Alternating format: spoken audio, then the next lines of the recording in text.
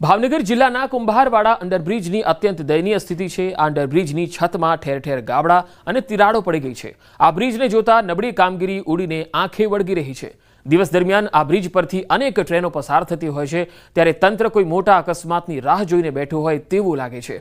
કુંભારવાડા વિસ્તારના નાગરિકો દ્વારા તંત્ર પર ગંભીર આક્ષેપો કરાઈ રહ્યા છે કે તેઓ કોઈ મોટી દુર્ઘટના બને તેની રાહ જોઈ રહ્યા છે, કારણ કે અત્યાર સુધી આ બ્રિજના સમારકામ માટે કોઈ જ પગલાં લેવાયા નથી।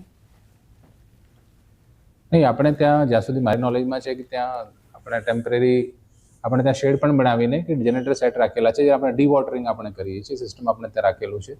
બીજું એમાં ટેકનોલોજીકલી સારો શું ઇમ્પ્રુવમેન્ટ થઈ શકે આપણે એ બેસ્ટ કરાવીએ એના ઇન્ટરેસ્ટ ઉપરથી જર્જરિત થઈ ગયેલો છે અને હાલ અત્યારે તે રિપેરિંગ કામ માટે અનેકવાર મહાનગરપાલિકામાં રજૂઆત કરવા છતાં તંત્ર કોઈ ધ્યાન દેતું નથી। નક્કર પગલા લેવા જોઈએ તંત્રને। મહાનગરપાલિકાની બેધારી નીતિ, કુંભારવાડાનો અંડરબ્રિજ જર્જરિત તો હતો જ, પણ અત્યારે તો અતિ જર્જરિત છે। તાજેતરમાં મોટી હમણાં પુલ દુર્ઘટના ઘટાડી એની અહીંયા ફરીથી વાડ જોતા હોય અને ભાવનગરમાં પણ આવી દુર્ઘટના ઘટાય એની આ સત્તાધીશો વાડ જોતા હોય એવું લાગી રહ્યું છે। જીઆઈડીસીમાં ગોટાળાને લઈને ન્યૂઝ 18 ગુજરાતીના અહેવાલની જોરદાર અસર થઈ। ન્યૂઝ 18 ગુજરાતીના ખુલાસા બાદ ઉદ્યોગ મંત્રી બળવંતસિંહ રાજપૂતે કહ્યું કે જીઆઈડીસીના ચીફ એન્જિનિયર રમેશ ભગોરાને એક્સટેન્શન નહીં અપાય। મહત્વનું છે કે આવતીકાલે જીઆઈડીસીના ચીફ એન્જિનિયરનો કાર્યકાળ પૂરો થાય છે અને તેમને એક્સટેન્શન અપાશે તેવી સંભાવના હતી। જો કે આ સમગ્ર મામલે ઉદ્યોગ મંત્રી બળવંતસિંહ રાજપૂતે જીઆઈડીસીના એમડી ડીકે પ્રવીણા સાથે વાત કરી અને બાદમાં ભગોરાને એક્સટેન્શન ન આપવાનો નિર્ણય કર્યો। સાથે જ તેમણે કહ્યું કે જીઆઈડીસીના કમ્પાઇલ ઓડિટ રિપોર્ટના અભ્યાસ બાદ રાજ્ય સરકાર તમામ કૌભાંડીઓ સામે એક્શન પણ લેવાની તૈયારી કરી રહી છે। તેમણે મોટું અને ખાસ કરીને જે લોકો ખોટું કરી રહ્યા છે તેમને કોઈને પણ સરકાર છોડશે નહીં તેવી ખાતરી આપી। કચ્છની બોર્ડર પાસેથી ઝડપાયો પાકિસ્તાની। લખપતના સરક્રીક વિસ્તારમાંથી ઝડપાયો છે આ માછીમાર। બીએસએફના પેટ્રોલિંગ દરમિયાન આ પાકિસ્તાની નાગરિક પકડાયો છે। ભારતીય સીમામાં આવી ગયો હતો આ માછીમારની પૂછપરછ કરવા પછી પોલીસને તેને સોંપવામાં આવ્યો છે। સુરેન્દ્રનગરના ઉમરડા ગામની શાળાનો એક વિડીયો વાયરલ થયો છે, જેમાં વિદ્યાર્થીનીઓ પાસે આચાર્યએ કારની સફાઈ કરાવી। આચાર્યએ પોતાની કારની સફાઈ કરાવી હોવાનો આરોપ છે। શાળાના આચાર્યએ વિદ્યાર્થીની પાસે કાર સફાઈ કરાવતો એક વિડીયો વાયરલ થયો છે। જોકે આ વિડીયોની ન્યૂઝ 18 ગુજરાતી પુષ્ટિ નથી કરતું। આચાર્ય વિરુદ્ધ કડક કાર્યવાહીની માંગ પણ ઉઠી રહી છે। સુરેન્દ્રનગરના મૂળી તાલુકાનો ઉમરડા ગામ છે, જ્યાં આ શાળાનો વિડીયો હોવાની વાત સામે આવી રહી છે। રખડતા ઢોરની સમસ્યા હવે માથાનો દુખાવો બની છે। રાજકોટના ધોરાજીમાં જાહેરમાં આખલા યુદ્ધે લોકોના જીવ તાળવે ચોંટાડી દીધા। આ તસવીરો તમે જુઓ। મુખ્ય ચોક 3 દરવાજા પાસે આખલા વચ્ચે રાહદારી, વાહન ચાલકો અને વેપારીઓમાં ભય ફેલાવી દીધો। આખલા વચ્ચે યુદ્ધ થતા રિક્ષા ચાલક માંડ બચ્યો હતો। રખડતા ઢોર સામે સ્થાનિકોની પાલિકાની કામગીરી સામે રોષ જોવા મળ્યો। રાઇડ્સ વિના જ જન્માષ્ટમીનો લોકમેળો યોજવાની તૈયારીઓ શરૂ થઈ ચૂકી છે। ત્યારે ગુજરાત મેળા એસોસિએશને ફરી એકવાર લોકસભા સાંસદ પુરુષોત્તમ રૂપાલાને રજૂઆત કરી રાઇડ સાથે લોકમેળો યોજવાની મંજૂરી આપવામાં આવે તેવી માગણી કરી।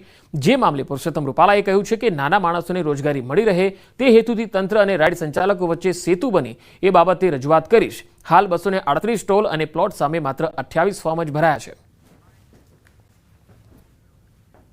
રૂપાલા સાહેબનો આજે એટીટ્યુડ અમારી પ્રત્યે પોઝિટિવ હતું। એમને કીધું ભાઈ સનાતન સંસ્કૃતિ સાથે આ જોડાયેલો મેળો છે અને લોકમેળો છે, એની અંદર મનોરંજન માટે, રાઈડોમાં બેસવા માટે આખા સૌરાષ્ટ્રમાંથી અને રાજકોટ પ્રોપરમાંથી આવનાર ઘણી બધી એવી સંખ્યા હોય જેને નિરાશા ન મળે, એટલે રાઈડ સાથેનો લોકમેળો યોજાય એ માટેની હું રજૂઆત જે છે એ સીએમઓ દફતરમાં બી કરીશ। નાગરિકોની જાનમાલની સુરક્ષાની બાહેંધરી સાથે નાના માણસોની રોજગારી ઉકલે એવો વચ્ચેનો માર્ગ કાઢવા માટેનો પ્રયાસ હું અવશ્ય કરીશ અને રાજ્ય સરકારના ધ્યાન ઉપર પણ આ વાત મૂકીશ। નર્મદામાં લાફાકાંડમાં ચૈતર વસાવાને જામીન નથી મળ્યા। કોર્ટે ચૈતર વસાવાના જામીન નામંજૂર કર્યા છે। હાલ ધારાસભ્ય ચૈતર વસાવાને જેલમાં જ રહેવું પડશે। હવે જામીન અરજી માટે હાઈકોર્ટનો દરવાજો ખખડાવવો પડશે। લાફાકાંડમાં 5 તારીખથી જેલમાં બંધ છે ચૈતર વસાવા। વડોદરા સેન્ટ્રલ જેલમાં બંધ છે ધારાસભ્ય ચૈતર વસાવા। ડેડિયાપાડામાં તાલુકા પંચાયતના પ્રમુખને લાફો માર્યો હતો. કોર્ટમાં અગાઉના કેસોની પણ દલીલ કરાઈ હતી. સરકારી વકીલે અગાઉના કેસોની રજૂઆત કરી હતી. 2023ના કેસમાં ચૈતરને શરતી જામીન મળ્યા હતા. ફરિયાદ દાખલ કર્યા પછી જે વિડીયો બધા અપલોડ થયા તેને કારણે કદાચ નામદાર કોર્ટ રિજેક્ટ કરી હશે. સોશિયલ મીડિયા પર સરકારી કચેરી અને જેલને નુકસાન કરવાની કે એની જે ધમકીઓ મળેલી હતી, વાયરલ થયેલી હતી, એ પોલીસ અધિક્ષક તરફથી જે મૂકવામાં આવેલી હતી અને અલગથી યાદીથી એ વિડીયોને પણ કોર્ટે ધ્યાનમાં લીધા છે. એમાં એમને દેખવામાં પણ આવેલા છે અને એ ધ્યાને લઈને પણ એમની નામંજૂર કરવામાં આવી છે.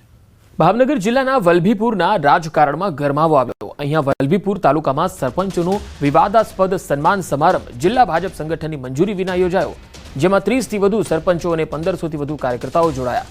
ધારાસભ્ય સામે નારાજ ગ્રુપ દ્વારા આ કાર્યક્રમમાં ભ્રષ્ટાચારના ગંભીર આક્ષેપો થયા. સેવા હી સંગઠન નામે સમાંતર કાર્યાલય ખોલવાની જાહેરાત કરાઈ, જેમાં ભાજપના કેટલાક હોદ્દેદારોની હાજરી હોવા છતાં પાર્ટી દ્વારા કાર્યક્રમથી દૂરીની જાહેરાત કરાઈ હતી. આવનારી જિલ્લા અને તાલુકા પંચાયતની ચૂંટણીને લઈ કાર્યક્રમ રાજકીય રીતે મહત્વનો બન્યો, તો ધારાસભ્ય આરોપોને તદ્દન ખોટા અને પાયાવિહોણા ગણાવી રહ્યા છે. સાથે જ કહ્યું કે જો આરોપો સાચા સાબિત થશે તો જાહેર જીવન છોડી દેશે. 4-5 લોકો એ આદરણીય ધારાસભ્યની ફરતા ફરી રહ્યા છે. એ માત્ર ને માત્ર ભ્રષ્ટાચાર કરવાનું કામ કરે છે અને એના ધારાસભ્ય છાવરે પણ છે.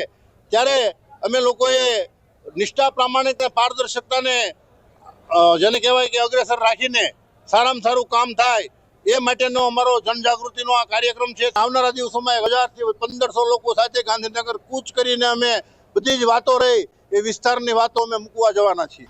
હજી તો મારા વલભીપુર તાલુકાના 52 કુલ ગામો છે, એમાંથી 43 જેટલા ગામોમાં છેલ્લા 3 કે 3.5 વર્ષથી ત્યાં વહીવટદારો હતા અને હજી આ 33 જેટલા ગામોમાં સરપંચો નવા ચૂંટાઈને 15 દિવસ આવ્યા ને થયા છે. તો 15 દિવસમાં એ સરપંચોને એવો કેવો કડવો અનુભવ થઈ ગયો કે જેના કારણે સરપંચો એવો આક્ષેપ કરે છે કે 2.5 વર્ષથી હવે સરપંચ બન્યા 2.5 મહિના, અરે 15 દિવસ નથી થયા હજી. અને એટલે આ વાત જે એમની છે એ બધી તદ્દન પાયાવિહોણી છે. હું ચેલેન્જ કરું છું કે આ મારા 20 વર્ષના રાજનૈતિક જીવનમાં, માત્ર 2.5 વર્ષ નહીં, 20 વર્ષના રાજનૈતિક જીવનમાં ક્યાંય પણ 1 રૂપિયાની ઊંચાપત સાબિત કરી દે તો હું જાહેર જીવન છોડવા માટે તૈયાર છું. અન્યથા એમણે જાહેર જીવન મૂકી દેવું જોઈએ. શાળામાં અભ્યાસ કરાવવાની સાથે ખાનગી ટ્યુશન ચલાવતા શિક્ષકો સામે કાર્યવાહી કરાઈ રહી છે. ટ્યુશન ક્લાસ સંચાલકો દ્વારા ડીયુને રજૂઆત થતાં સ્કૂલ સંચાલકો નારાજ થયા છે. સ્કૂલ સંચાલક મંડળે નારાજગી વ્યક્ત કરતા કહ્યું છે કે નવા પરિપત્રો કરી સંચાલકોને ધમકાવવાની આ પદ્ધતિ ખોટી છે. સવારથી સાંજ સુધી અસલામત ટ્યુશન ક્લાસીસ સામે કેમ કાર્યવાહી થતી નથી? ગ્રાન્ટેડ શાળામાં જો શિક્ષકો ટ્યુશન કરતા હોય તો સંચાલકો કાર્યવાહી કરે જ છે. શાળાઓમાં વાર્ષિક ઇન્સ્પેક્શન અને શિક્ષણની ગુણવત્તા સુધારવાનું કામ કેમ થતું નથી? પહેલા તો શાળાઓમાં પૂરતા શિક્ષકો, ક્લાર્ક અને સ્ટાફ આપો. મોટા શહેરોમાં, કોર્પોરેશનોમાં તમે જુઓ અમારો શિક્ષક કયા વિસ્તારમાં રહે છે કે કયા ગામડેથી અપડાઉન કરે છે, એની સ્કૂલ કેમ્પસમાં સમયસર હાજર રહે છે કે કેમ, એ એના તાસ મુજબ શિક્ષણ કાર્ય કરે છે કે નહીં, એ જોવાની જવાબદારી સંચાલકની છે. પણ શાળા છૂટ્યા પછી એ ક્યાં જાય છે, શું કરે છે, એના માટે અમારે CID ક્યાંથી મૂકવાની? અને એ અમારી કોઈ જવાબદારી નથી. વાલીઓ જો ફરિયાદ લઈને આવશે તો અમે સાંભળી એની તપાસ કરી અને યોગ્ય ઘટતું કરીશું. પણ આ રીતે શાળા સંચાલકોને ખોટી રીતે દબાવવાની જે વાત છે એ કોઈ સંજોગોમાં ચાલી શકે નહીં. ગીર સોમનાથના ગીર ગઢડા તાલુકાના દ્રોણ અને કોદિયા ગામના વિદ્યાર્થીઓ દ્વારા ચક્કાજામ કરાયો.